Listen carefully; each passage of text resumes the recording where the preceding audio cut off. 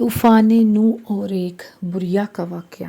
نوح علیہ السلام جب کشتی بنا رہے تھے تو ایک بوریا روزانہ آپ کے پاس ایک گٹری اٹھائے ہوئے آتی اور آ کر کہتی، اے اللہ کے نبی، کشتی کب تک تیار ہوگی اور کب تک ہم روانہ ہو جائیں گے؟ تو حضرت نوح علیہ السلام فرماتے، کشتی تیار ہونے میں بھی کافی وقت باقی ہے۔ وہ بوڑھی عورت مسلسل ہر روز تک آتی رہی اور حضرت نوح علیہ السلام سے یہی سوال کرتی رہی۔ حضرت نوح علیہ السلام کا ایک ہی جواب ہوتا کہ ابھی کشتی تیار ہونے میں وقت باقی ہے۔ وہ بوڑھی عورت سارا دن وہاں بیٹھی رہتی اور رات ہونے پر گھر چلی جاتی۔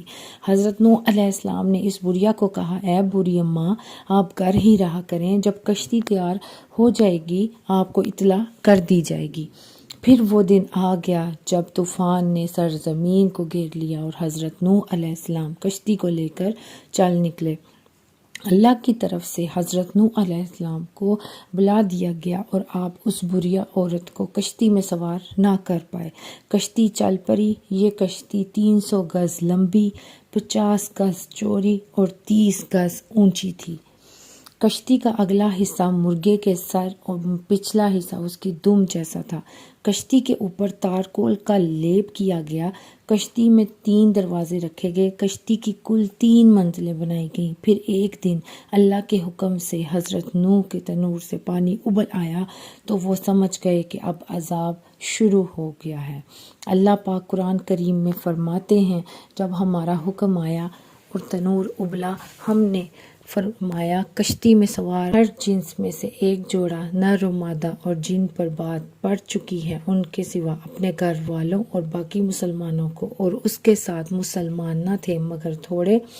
امام احمد الساوی لکھتے ہیں کہ جب طوفان شروع ہوا تو زمین پانی ابلنے لگی اور آسمان پانی برسانے لگا۔ حضرت نوح علیہ السلام نے کشتی میں درندوں، چرندوں، پرندوں اور قسم قسم کے حشرات الارض کا ایک ایک جوڑا نر و مادہ سوار کر دیا، اور خود آپ اور آپ کے 3 فرزند یعنی حام، سام اور یافت، اور ان تینوں کی بیویاں اور آپ کی مومنہ بیوی اور 72 مومنین مرد و عورت، کل 80 انسان کشتی میں سوار ہو گئے، اور 72 مومنین مرد و عورت کل 80 انسان اس کشتی میں سوار ہو گئے، اور آپ کی ایک بیوی وائلہ جو کافر تھی اور آپ کا ایک لڑکا جس کا نام کنعان تھا، یہ دونوں کشتی میں سوار نہیں ہوئے اور طوفان میں غرق ہو گئے۔ حضرت نوح علیہ السلام کی کشتی میں 40 مرد اور 40 عورتیں تھیں، مگر آپ کی اولاد کے سوا کسی کی نسل نہ چلی، اسی لیے آپ کو آدم ثانی کہتے ہیں۔ کشتی کی سب سے نچلی منزل پر درندے، پرندے، حشرات الارض کو رکھا گیا۔ درمیانی منزل پر چوپائے اور دیگر جانور رکھے گئے، جبکہ سب سے اوپر والی منزل پر انسان تھے۔ عذاب کے دنوں میں مسلسل 40 دن بارش ہوتی رہی اور زمین بھی پانی اگلتی رہی، یہاں تک کہ پانی میں اونچے اونچے پہاڑ بھی ڈوب گئے۔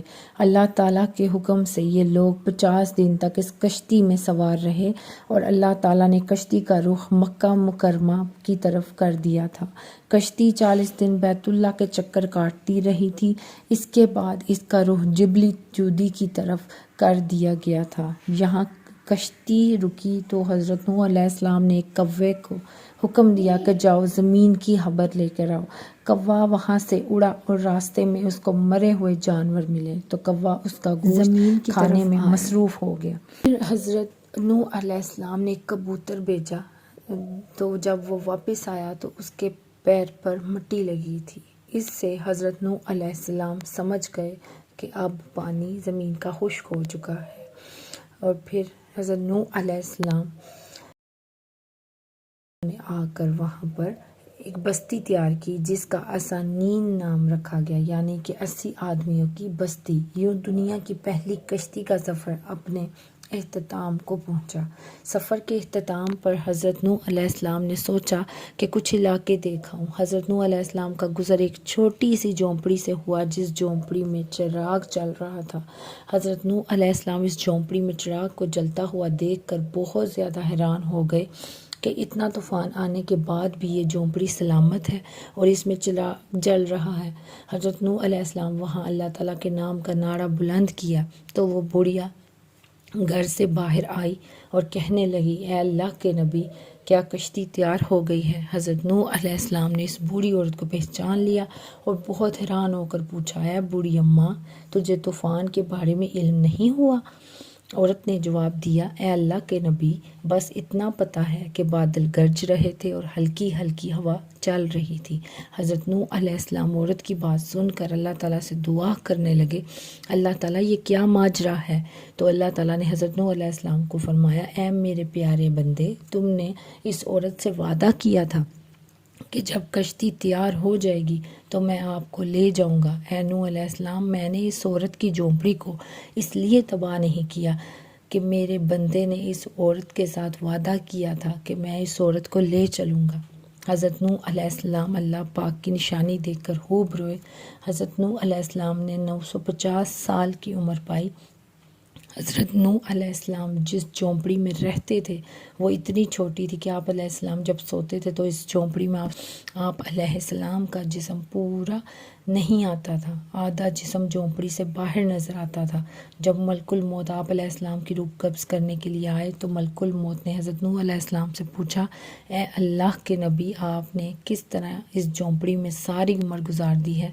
اگر آپ چاہتے تو آپ اس سے کئی گنا بڑی جھونپڑی بنا سکتے تھے۔ حضرت نوح علیہ السلام نے ملک الموت سے کہا، میں نے تو تمہارے انتظار میں ساری عمر گزار دی ہے۔